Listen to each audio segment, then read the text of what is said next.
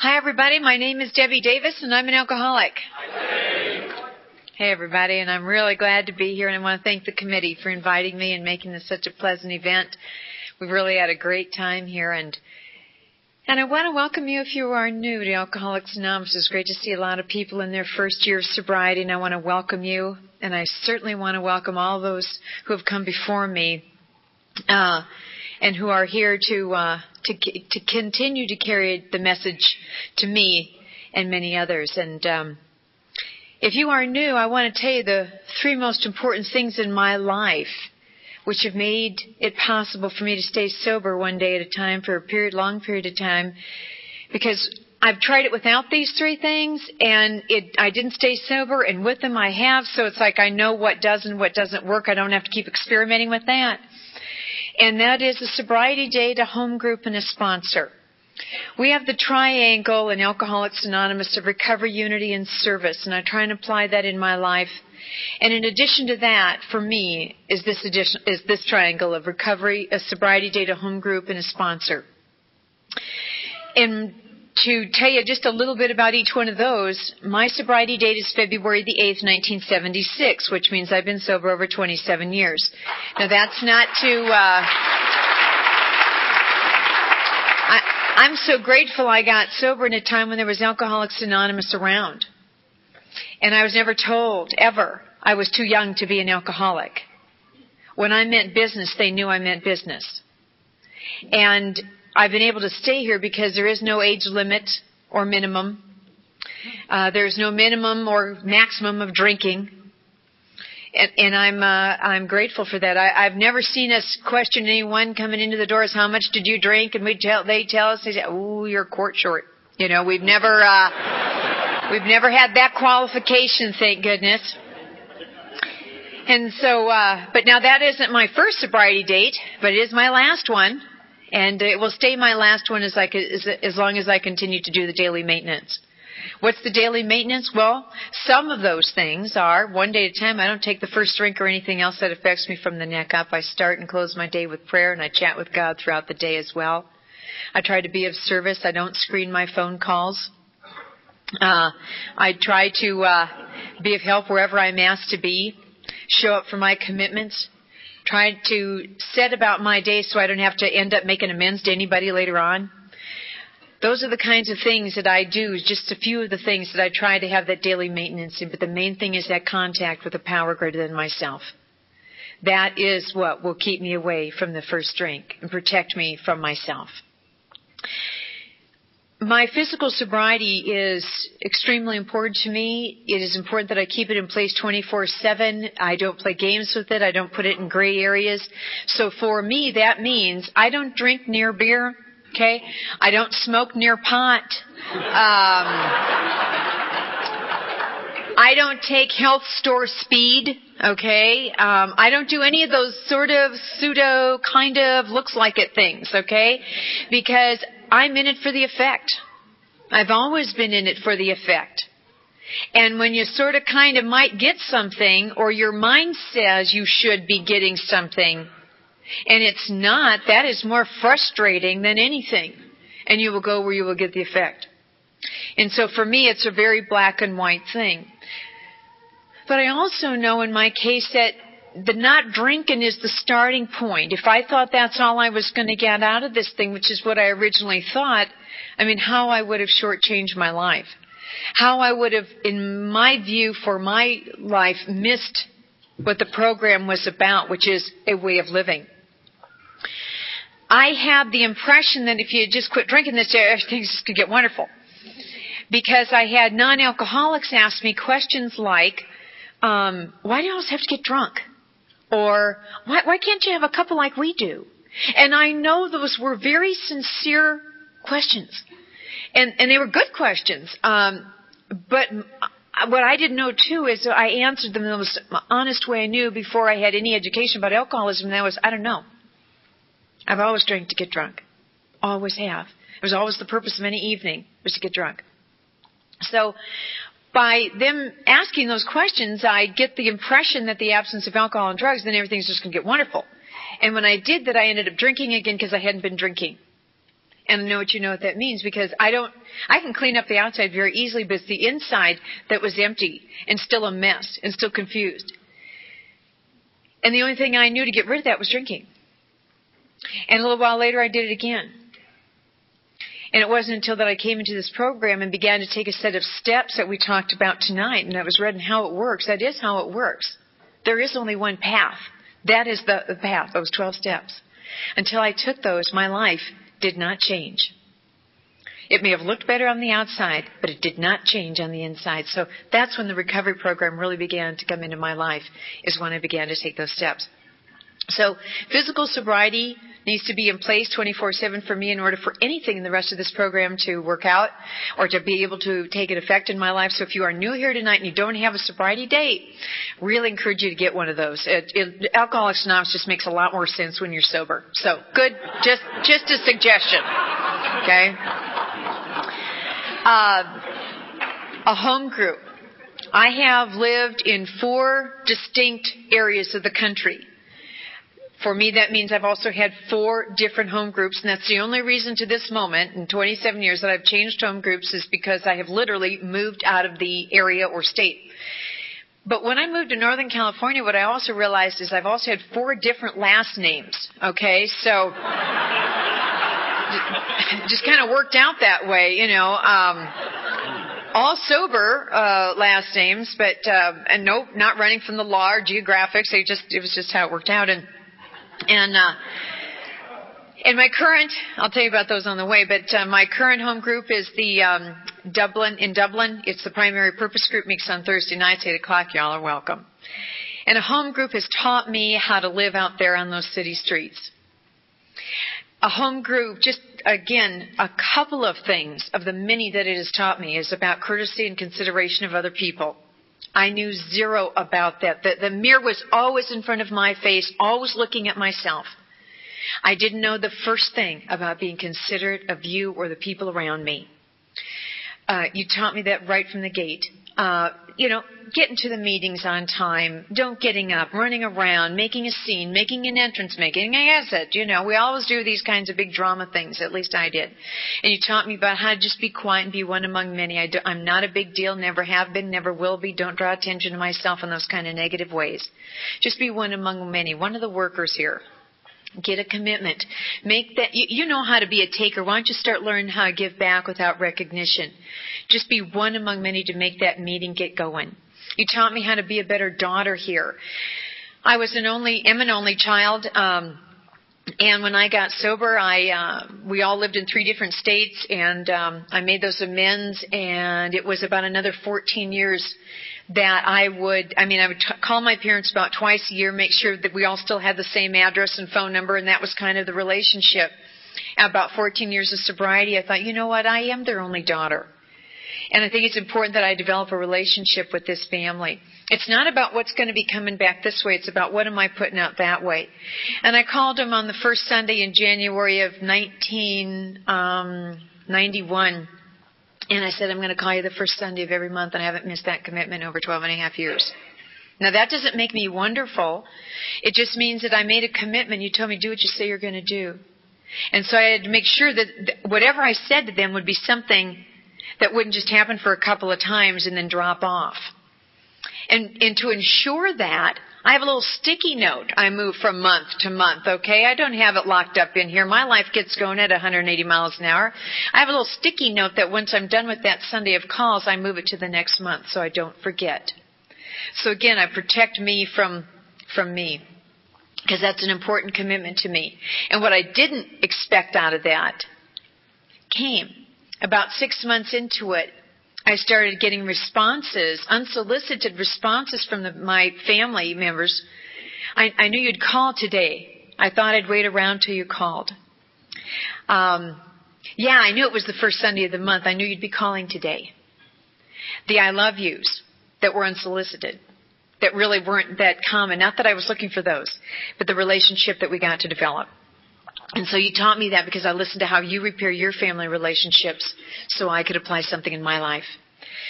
You taught me how to be a better employee because my drinking work behavior was all I really had, and that was you showed up when it was convenient. That wasn't very often. And he said, no, we go every day. If they expect us every day, we go every day. And that was like a new concept to me. And I would show up and I would take tradition one into the workplace, that the common welfare of this company comes first before me and my little whims and whines. And by doing that, I get to be a part of something instead of separating myself from. I'm on the team, and I get to be a part of that. You taught me how to be a friend. I just knew how to use people. I was a loner. It's very easy for me to be alone, self-sufficient, independent. But every now and then I might need something, and that's when you would hear from me. And I was a scorekeeper, whether it be with family or friends, and you taught me how to get rid of that thing. Because I don't know, for some reason it felt like one day it was going to be important for me to remind you of all the wonderful good things I'd done for you. I don't know. And I'll tell you what a freedom it was to get rid of that. Because to be kind and loving is how I want to be on a regular basis, not an infrequent basis that I got to keep track of. And so you taught me how to get rid of that scorecard and just free up.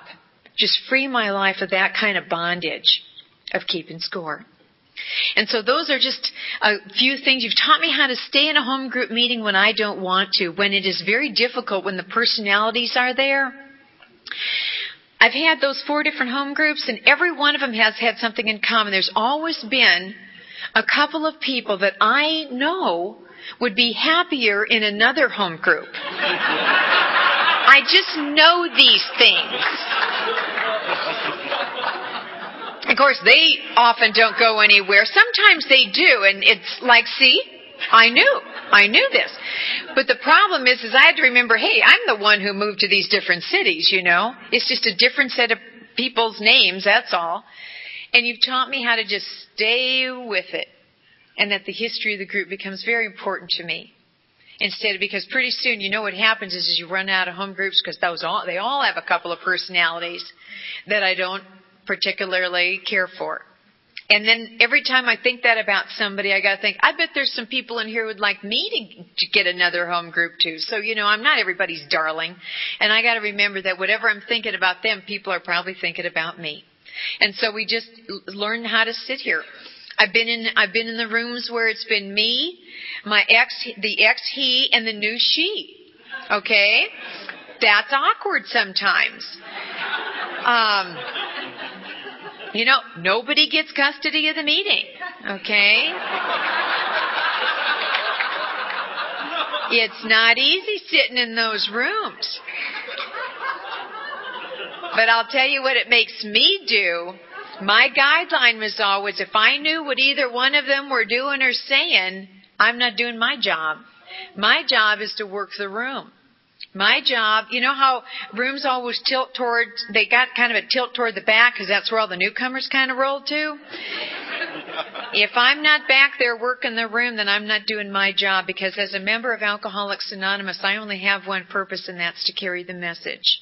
To let someone know who doesn't know there's a way out, that there's a way out. And I am here not to look for the next job or the next him or the next her or the next place to live. I'm here solely with one purpose, is to carry my message, what message I have of my experience, strength, and hope to the new one. So that's what it made me do, was work the rooms a little bit harder than I already was. So just a couple of things that a home group has done. And the third thing is a sponsor. I've had 3 sponsors in sobriety, one in Minneapolis, one in Atlanta, and one in Southern California, who I've continued to have. We've had an over 16-and-a-half-year relationship. It's a fantastic relationship. All 3 of the people I've asked to be my sponsor had many things in common. I want what they have. It was said earlier today. And these people all have a light in their eyes. They have a solidity about them. They're standing still in their own skin. And they have a relationship with the God of their understanding. None of my sponsors and I have a similar drinking story. Not even remotely close. I don't need anybody I can swap bad stories with, okay? I want someone who's out there living this as a way of life, who can show me how to do it. I don't need to top anybody on stories. But I want to know how to live a different way of life, and I love the way you are. How do you do that? That's who I've asked to be my sponsor. Show me how to live. That person is somebody for me that I can trust 110%, that I'm willing to take that kind of a relationship to. It's the one person who knows all about me, the good, the bad, and the ugly, the beauty marks and the warts. I need to have that one person in my life who I do not have any secrets from. Because I start keeping one secret and it gets easier to keep two. And then pretty soon I'm not going to bother her with this. And let me tell you, I need a sponsor, want a sponsor, love having a sponsor in my life as much today as ever, if not more so. The desire for the relationship continues to grow. So those three things, if you are new or you're sitting in this meeting restless, irritable, and discontent, and you'd like your life to be different, and you don't have one or all three of these things active in your life, a sobriety date that's honest, a home group you're an active in the middle member of, and a sponsor that you actively work with, I invite you to get them in your life. Because I will guarantee you that your life will change. With that umbrella, this is where the steps, working with others, studying the big book, all comes into play when I had those three in place. But I certainly wasn't shooting for that when I took my first drink. I wasn't interested, didn't know anything about Alcoholics Anonymous, problem drinking, or anything like that. But on a Friday the 13th in April of 1970, a little 12-year-old girl took a drink of alcohol. I'd been invited earlier in the week by the cool kids in school, and I couldn't wait to go. And I'd heard them talk about drinking, and I, Friday morning, made the decision, I'm going to get drunk tonight. I have never seen anyone drunk. I would be the first person I saw drunk. It simply was just to be, accepted by the cool kids in school that I wanted to hang out with. I wasn't running away from a horrible home life, abuse, violence, none of that of any kind. The little girl that took that first drink had kind and loving parents. I've never seen the car driven up on the lawn. Nobody dancing on the table with lampshades. I've never seen abusive drinking. Didn't even hear people talk about that kind of drinking. People who had me in Catholic school, Catholic church. I had a very kind and loving God in my life. Even when I came to Alcoholics Anonymous, I just felt that I had abused the privilege of asking for help. Because I was such a deal maker out there from the time I took that first drink. I've never seen violence or abuse of any kind, of any nature. It was totally foreign to me. The first time I heard about stuff like that was when I came into AA and heard your stories. I was totally unfamiliar. I didn't feel inferior. I didn't feel superior. I just wanted to be able to kind of have the approval of those kids to hang out with them.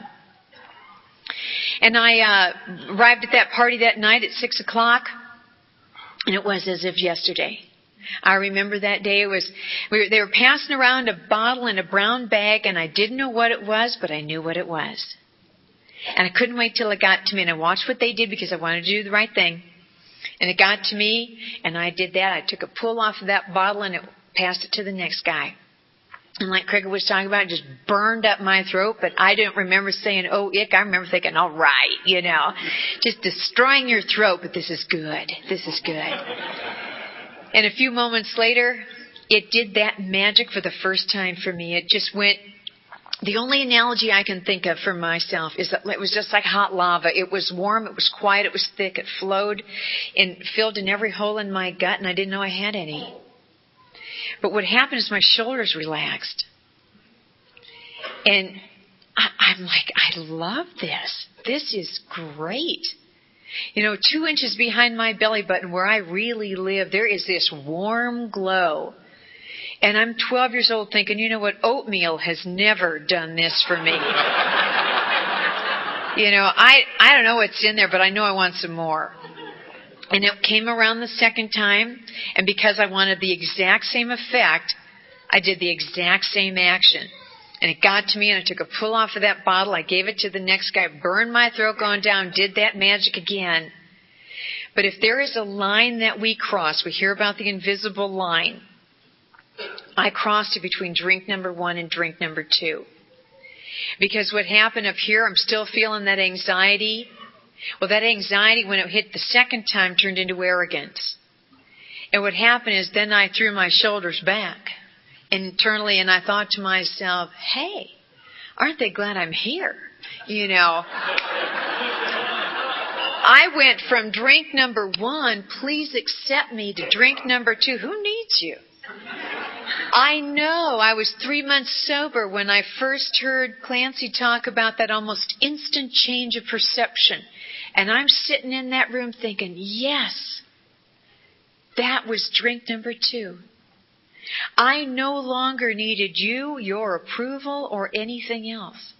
I moved into another world that I never did, returned to the one I left, and I loved this new world.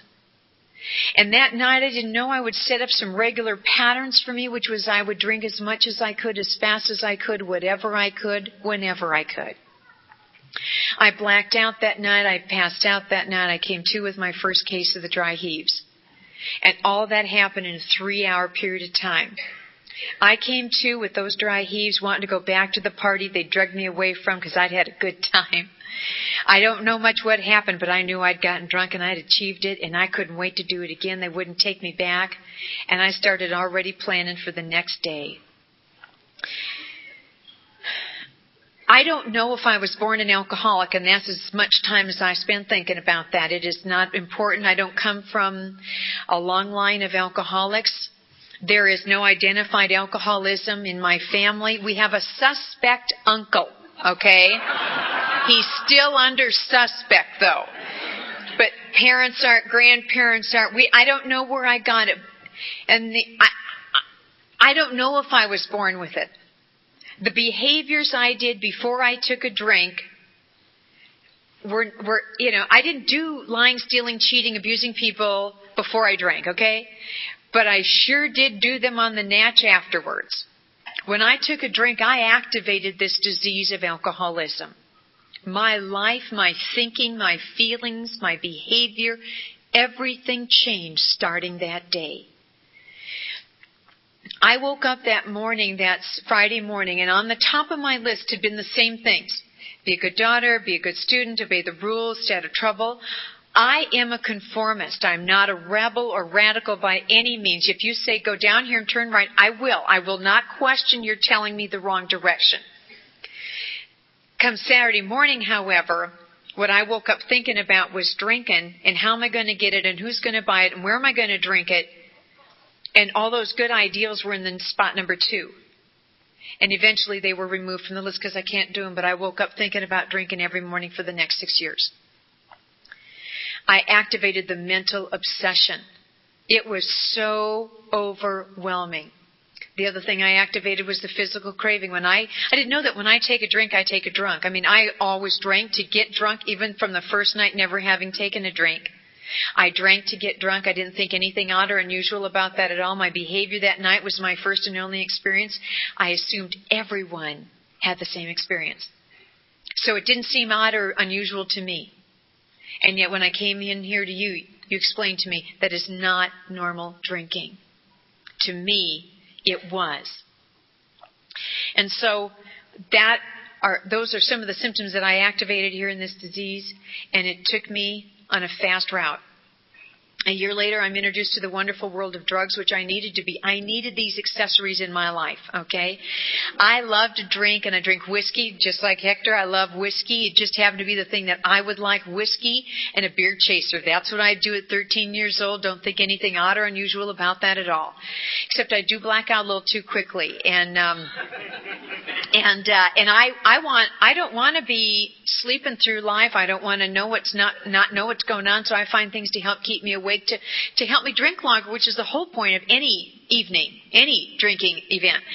And I found things like speed and acid will help you. And they really work. I mean, they do. They help you. You see truth in multicolors.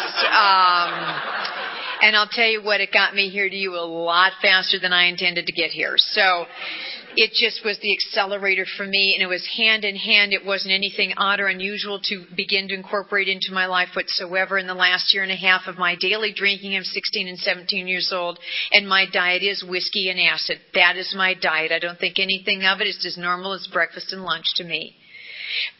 My father didn't quite see it that way, but To me, that was a daily way of life.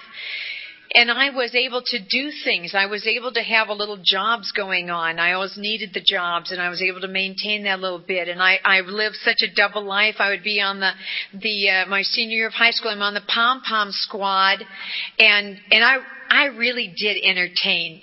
I'm loaded and ripped to the max, and the only one that smiled on the football field. And the teacher would point me out. She's the only one who smiles. The girls are all saying, "Yeah, she's loaded. That's why." We didn't tell the teacher that, but I did have that secret advantage.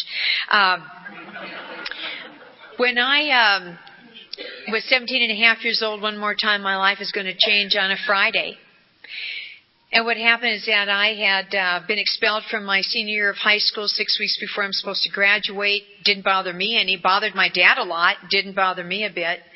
Who needs an education? I don't have any plans, dreams, goals, skills.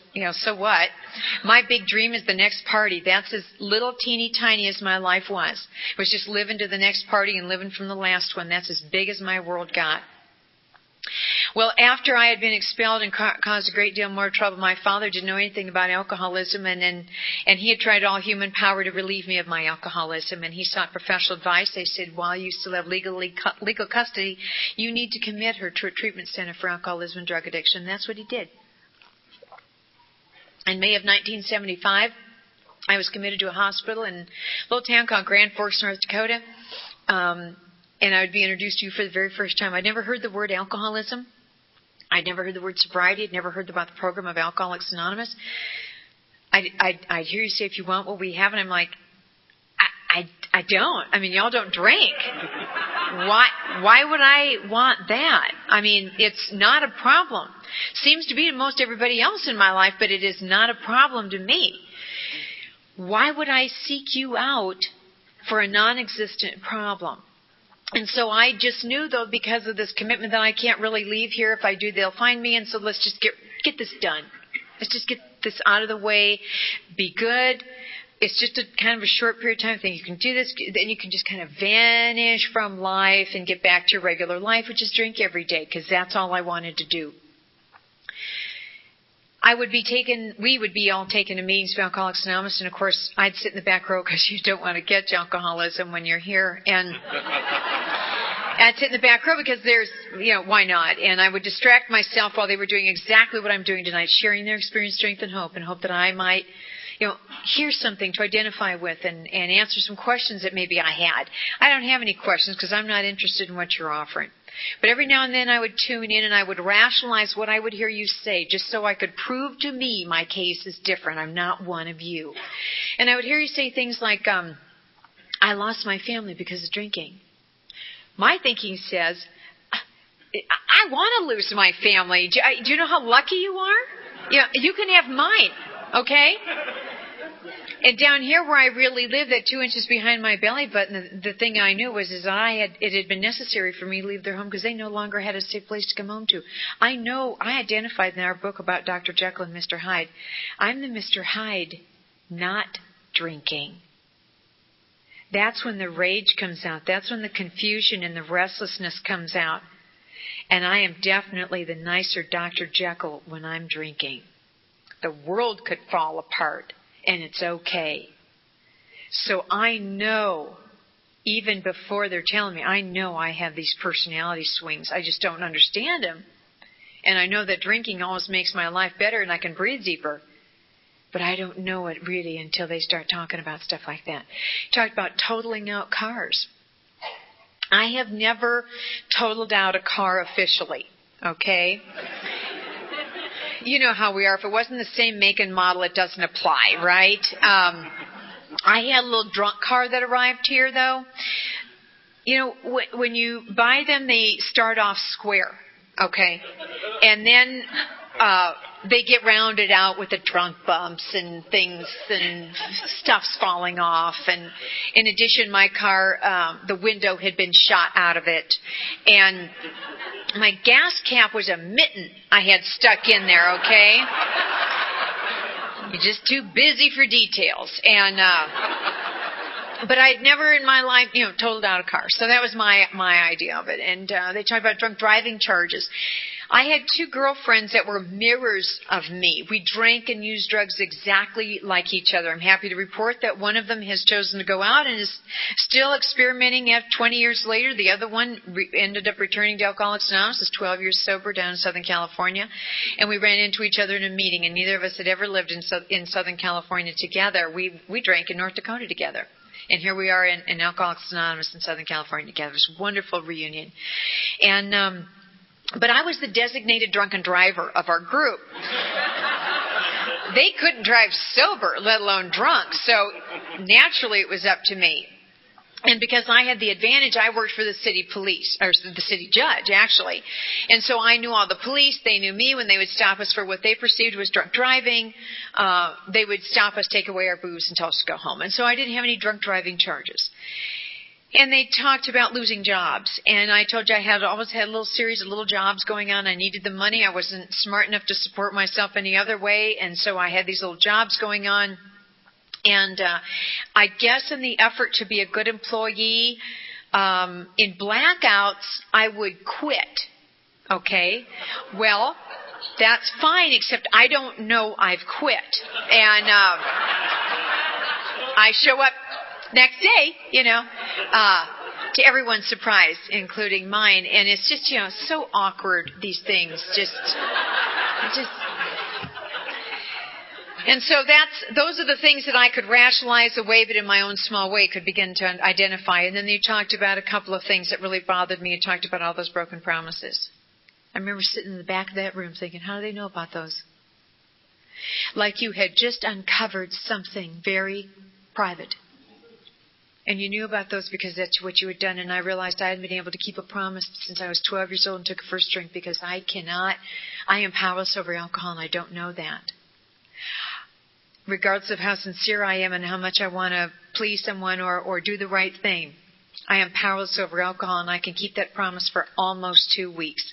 It's that second Friday that gets me every time, I could make it through the first weekend, but it's a downhill from there, and that second Friday comes around, and I have no recollection. It's almost like a whiteout of what I said, what I promised. I am so overcome with the power of needing a drink. And the other thing, there was a woman who talked about scrubbing away the smell. And what scared me is that I was sat in the back of that room thinking, you know what, I know that she knows what the smell smells like. She said that was booze coming through her pores and that she was an alcoholic and she doesn't drink anymore. And I thought, oh my God, if I'm not careful, I might be one of those people. And that's as close as I got to admitting the possibility of a potential problem. I was sent to an all-women's halfway house in Minneapolis, and I don't like women, so that's why they thought that would be a really good idea. I went to live with 40 of them. It was not a good idea. It did not break me of my dislike for women at that time. But it gave me another little safe haven, and I did the bare minimum. This is my first memory of doing the bare minimum, and that will not work for me. And that was don't drink, don't take any drugs, and go to one Alcoholics Anonymous meeting a month. Okay, you're not going to get 2 out of me, but I'll go to 1. And I was too stupid to sign my own court card and go to the movies, my own thing. So I went to those meetings. And I went and I would, of course, as the meeting started, I walk in. As the meeting was over, I walked out. I wasn't interested in getting to know any of you because I'm just visiting anyway. I'm not sticking around. I'm really not an alcoholic. And I did that for 7 months. I came to Northern California to visit my mother, who was in San Jose. I was there 2.5 weeks. First week, I'm hanging around with the people I used to drink with. The last week and a half, I'm drunk and loaded with them. No surprise. But what happened is I got my definition of it quit working because I would hear this and I would think of, well, gosh, I'm sorry it quit working for you guys. It's still working great for me. That's why I know I don't want what you have. You see, I didn't look at any of the prices, the penalties. They just weren't existent in my mind as prices or penalties. A little inconvenient sometimes. And yes, I don't like looking at the hurt faces of my family and the disappointments one more time. But I just had shut down at 12 years old emotionally to not care about anything anymore. So it really did not penetrate that deep into my life. But I got my idea that it quit working because I could be physically drunk and unable to get off the floor that I'm face down on. That's not the problem. The problem is I can't shut my mind off. When I am conscious, I can't shut it off, and all it is thinking about you. That first drink gets you drunk. I don't want to hear about all your cliches and your slogans. And yet that's all that's coming in. It was just a nightmare within myself. I came back to Minneapolis. I stepped my meetings up from 1 a month to 1 a week. Sounded like a lot of meetings to me when you're still running your own life, just thinking it's just about not drinking and going to those meetings, right? 5 weeks later, on a Friday, I get a letter in the mail with 1 joint. And like any still uncommitted alcoholic, I decided to keep it because you just never know when you might need something like this. It was amazing. I needed it the next day, The timing it's just unbelievable. Right. I didn't think about anything but that stupid joint. And I wasn't even a fan of pot, but it was there. And that's why I know some things about me.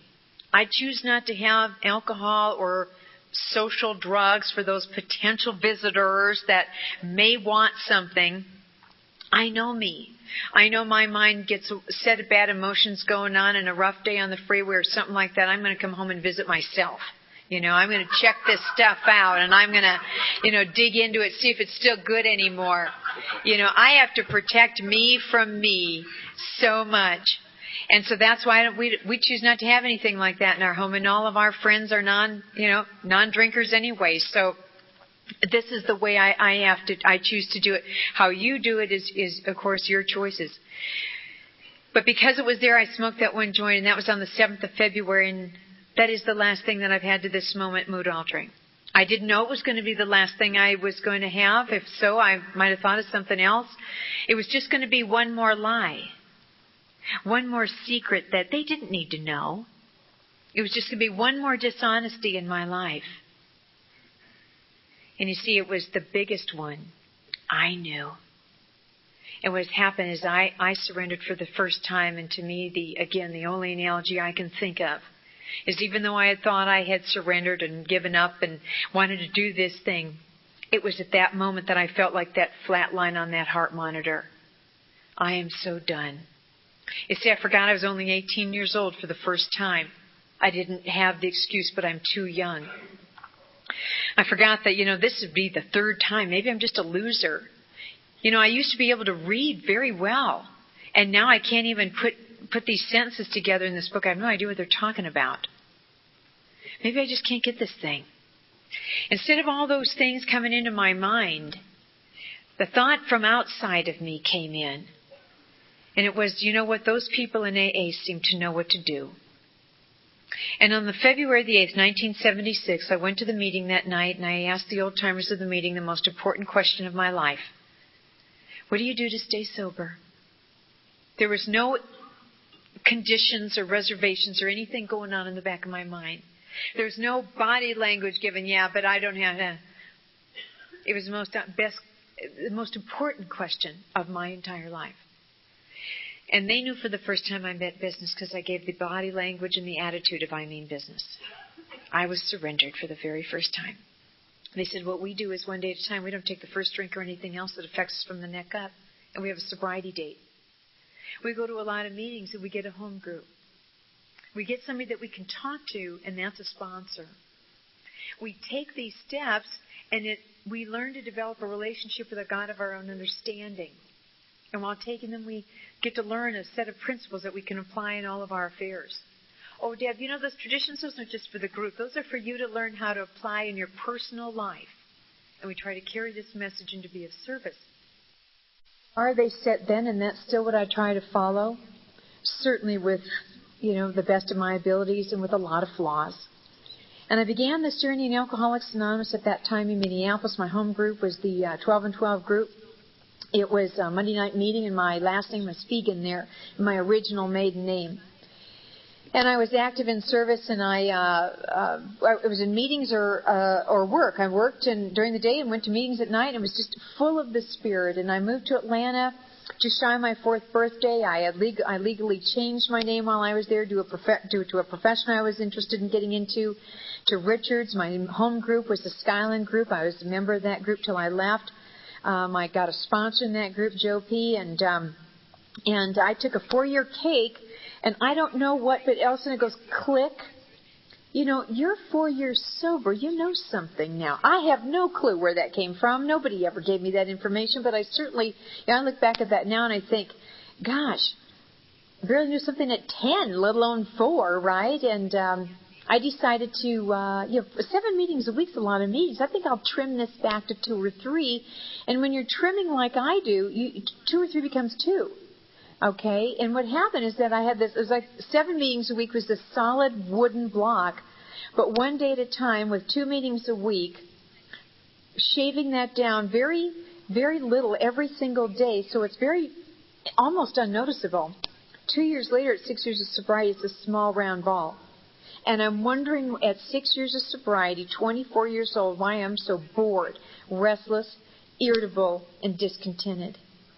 You see, I failed to look at what I'd stopped doing, and I started looking out here for people, places, and things to make me happy. Now, if you want to get down to the real words of it, it's called men, money, and mansions are going to make me happy, okay? I want Tara now.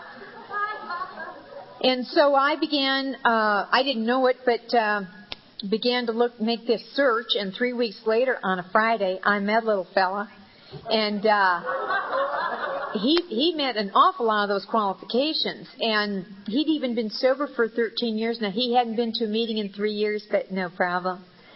I'm going to hip him. And so I'd learned perseverance here, so I'm going to put it to use. Now, perseverance is generally not meant for self-satisfaction, but I've kind of forgotten that part. And so I'm going to persevere on this little fella. And it was what happened to me is the light switch of insanity got flipped on inside of me. I became terribly, terribly obsessed over self-service, about getting what I want, about another human being. And it just went crazy. And over the next few months, I mean, the only thing that saved me is I never quit going to meetings of Alcoholics Anonymous. I didn't want to be there. It was about the last place I wanted to be. Wherever he was is where I wanted to be. And I had remembered from the very beginning being told that the first time you make the excuse, there may be some debate, some guilt. There won't be when you make the second one. And I was too terrified to end up drunk.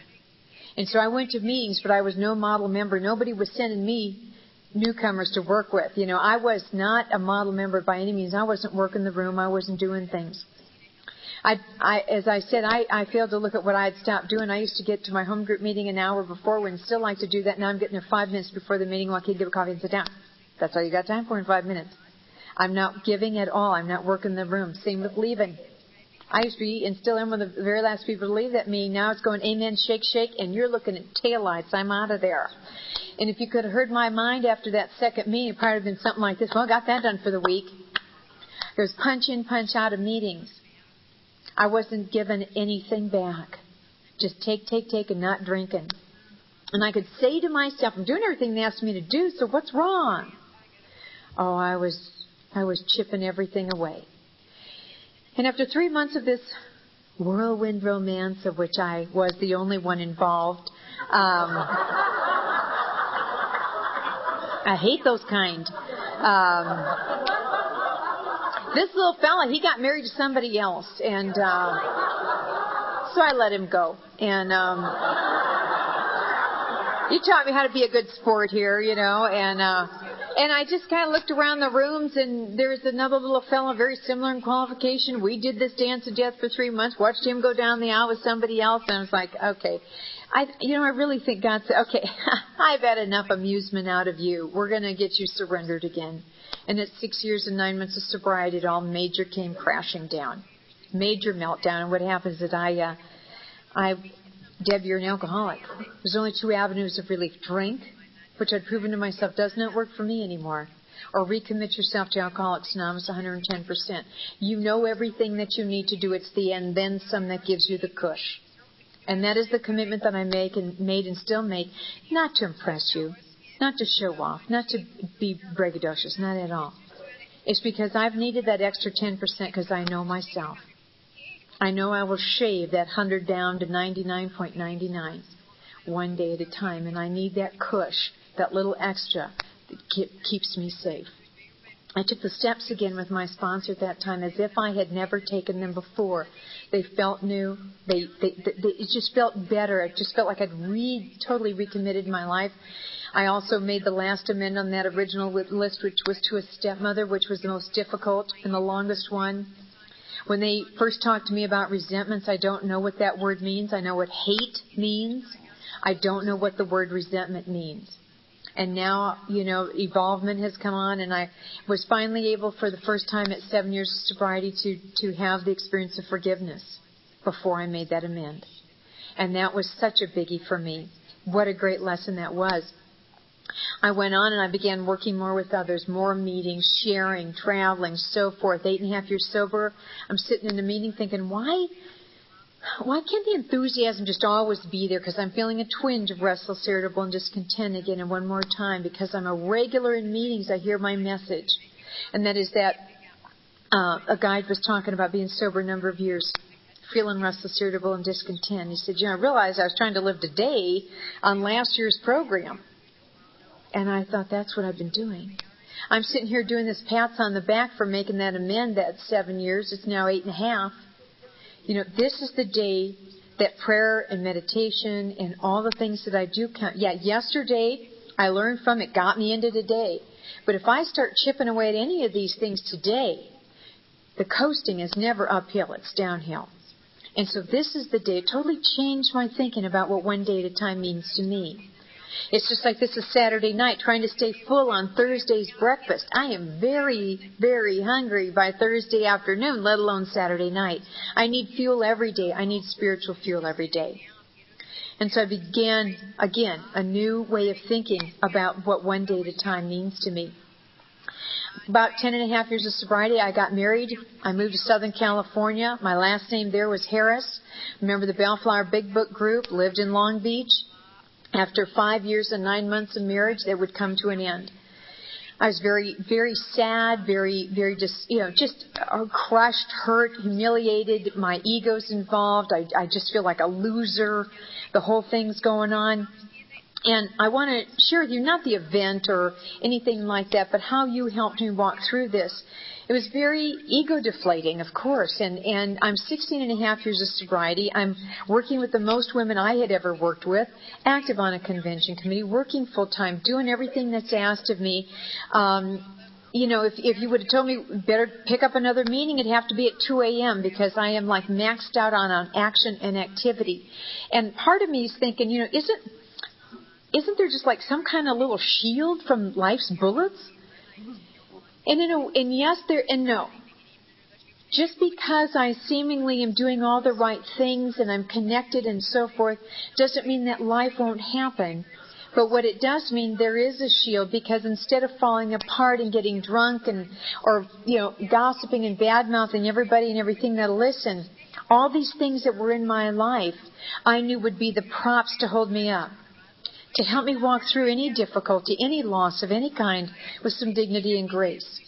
Instead of kicking and getting rid of sponsees and cutting back on meetings and canceling shares, these are the very things that will keep me propped up. The commitments I make for the tomorrows of my life, I don't know what emotional or mental state I'll be in at that time, but I do know I will be at that commitment. And so I walked through that, and in Thanksgiving of that year, we separated in July, and in Thanksgiving, I'd been doing pretty good, and for some reason that particular day, Thursday, it just all started coming in. All the self-pity started moving in like a cloud bank. And what's happened, I'm standing up against the wall in that home, and all of a sudden I start to cry. And I just feel the biggest hole in my gut that I ever did before I got sober, and since that day. It just had never felt so devastating, so lonely, so cavernous. And I started to cry, which turned into sobbing, which turned into sort of hysteria. And the next thing I know, my legs go rubbery, and I'm sliding down that wall. And I'm sitting down there, and I'm just a mess, and thinking, okay, you know what? You can let it rip for about another half hour, but then you've got to go get in the shower and get your hair washed and your makeup on and your dress, because you have a greeting commitment at the meeting tonight. You see, you've never given me the night off because I might have puffy eyes or didn't feel like smiling at anybody. I knew more than anything that greeting committee that very day was saving my life, my sanity. I know what it's like to feel so close to the edge of that cliff. If anybody just goes, you're over. You're so vulnerable, so delicate. I stayed around the people that I was safest with. And the journey goes on, and I had to look at my part. It's always easy to look at their part, but I had to look at my part, and I realized that I don't know anything about being in a marriage. I don't know about being a partner. I know zipperino about doing that, and so I need a little self-education. I want to talk to some people who I think have successful relationships, and not that being sober is all about getting the next relationship going on. Not by any means to me. But I wanted to be able to have something to bring to the table perhaps one day, if that's what God had in mind. And I dated maybe 4 people seriously for the next 8 years. And for short 3 to 9 month periods of time. But every time I tried to improve and do better with how to be a partner. And finally, when I did meet Kent in April of 2000, we would, within a very short period of time, knew that each one, we were the right one for the other. And it was, I have never looked back from that weekend we had dating, our first weekend, and I at least had something to bring to the table. And I moved up to Northern California, and that's how my name became Davis, and on our first anniversary in April of 2002, we're back in Atlanta, and for both of us, we had various cities and people that we wanted each other to meet that were very important in our lives. And for me, this was the last group for Kent to meet. And we're in Atlanta, and we've been to my old home group the night before, and said our prayers that morning, God, please help me stay sober. And we go to this lunch, and this was with one of the very few non-alcoholic friends I have. And I'd known this man for many, many years, and just because we learned how to talk about things other than program, talk about stuff going on in life in the world, drinking, not drinking, never really became a subject. And so when we sat down for lunch that day, there was a pre-poured goblet of something. And I assumed what it was, but I said to him, what was this? And he said, it's some blah, blah, blah wine. And I said, oh. And I pushed that glass of wine forward out of arm's reach for me. But what I didn't know that day is that it would activate a 6-month obsession of being drunk. I did not know how powerful this thing could be, despite all that I have done for the prior 26 years. When we left that lunch, I said to Kent, God, I just can't believe how that kind of bothered me. I've been around alcohol. All my sobriety in various company functions or whatever, it's never bothered me. I've often been asked, would I like something to drink? No, thank you. Never bothered me. I don't know why that day it would. And I just kind of felt it would blow over, and I just, again, was so grateful that I had asked God to help me stay sober that day. But it lingered. It lingered, and it was starting to concern me, and I'm starting to take a real fine-tooth comb to my life and take that inventory, and what am I doing wrong that it's staying with me? Why is it staking here? It's starting to frighten me, because I'm having these conscious movies in my mind of drunkenness, and I don't want to be drunk. It's almost as if there's this massive magnet pulling me down the Safeway aisle of the grocery store, to the liquor aisle, to drink. And these movies in my mind, these conscious movies, are not of the sparkling crystal glass with a little sip, sip. It's the way I used to drink. Get that whiskey bottle, uncap it, pitch the cap because I'll never need it again, and go glug, glug, glug, glug, glug. And that's the last thing I remember until I see Kent. Remember how when you were drunk and kind of coming to, and people's mouths are going, but you can't hear anything? That's what I was seeing in this movie, and the house is trashed. I've wrecked the car. He doesn't know what's happening. The movie played out. The movie played out that I don't get to come back to Alcoholics Anonymous because my ego does not allow that to happen. The movie played out, and yet I can't get rid of the thinking. I am praying, begging, asking God. Just let me know what I need to do to get rid of this. I'm calling my sponsor. I'm concerned about this. What am I doing wrong? I'm taking a fine-tooth comb. I'm not doing inappropriate behavior. I'm not lying, stealing, cheating. I am not skipping on commitments, flaking on anything. I'm not doing anything that I could easily point to and say, hey, you're slipping up here. There wasn't anything. I don't know what to do, except I am getting terrified of this feeling. And I left a meeting not before it was over. I went to a meeting that morning on a Wednesday, and I left when it was over, and I got on the phone to my sponsor. I'm absolutely in tears with terror and fear. I continue to ask God to please relieve me of the obsession. Please, please, please take this away. And I don't know what more I can do. And I got in the car, and she had also been going through a lot of things in her life and was not always available by phone. But that day God made her available. And I told her in tears what was going on. I said, I'm absolutely terrified. And I got in. She said, honey, what we have is the disease of alcoholism, not alcoholism.